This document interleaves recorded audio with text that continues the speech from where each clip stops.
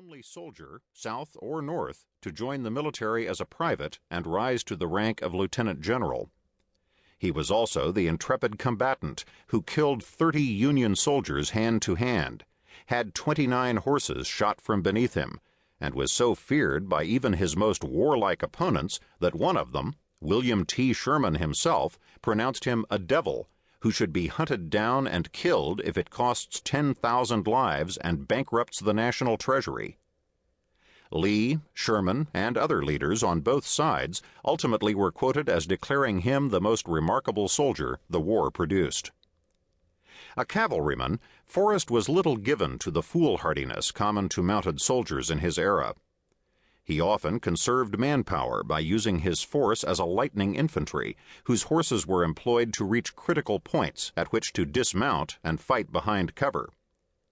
Whether he was mounted or afoot, however, his aim always was ultimately offensive, to find the most advantageous positions from which to attack, over and over, often from several directions at once.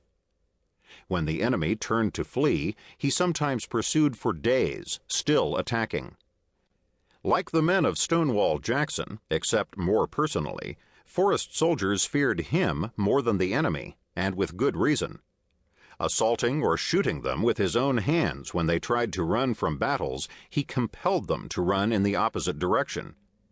His favorite military tactic was the charge, which he so trusted that he employed it even on a charging enemy, rather than simply await assault.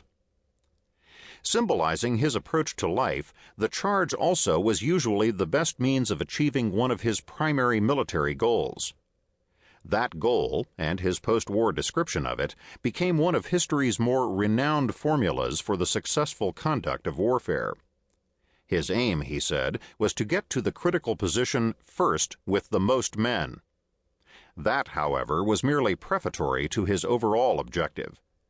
Whereas Sherman famously defined war simply as hell, Forrest's definition of it was more specific, refining organized combat to its awful essence. War, he said, means fightin', and fightin' means killin'. Albert T. Goodloe, meeting Forrest after the war aboard a steamboat, asked how he managed to win nearly all his battles despite almost invariably being severely outnumbered. The answer was that of a man who not only fought, but thought. He said that most men regarded a battlefield with horror and consternation, and that he therefore tried to make its initial appearance as shocking to the enemy as possible, hurling his entire force against them in the fiercest and most warlike manner possible. He would thus overawe and demoralize at the very start, and with unabated fury continue the demoralization by a constant repetition of blows, killing, capturing, and driving them with but little difficulty. Forrest had a low opinion of West Point dogma, particularly the maxim that a third or so of a commander's force should be held in reserve.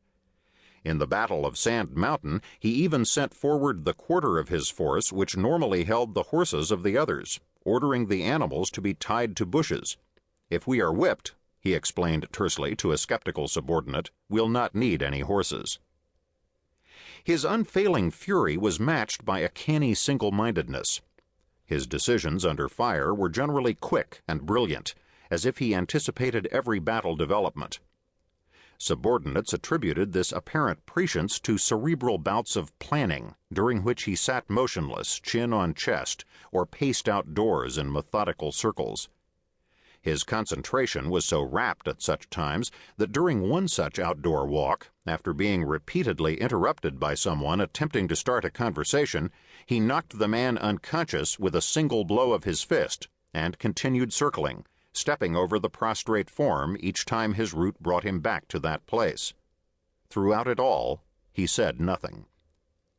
His cunning extended far beyond the mere mechanics of fighting. He was, for example, one of the Civil War's most industrious gatherers and conservers of every military resource, from rifles to hogs.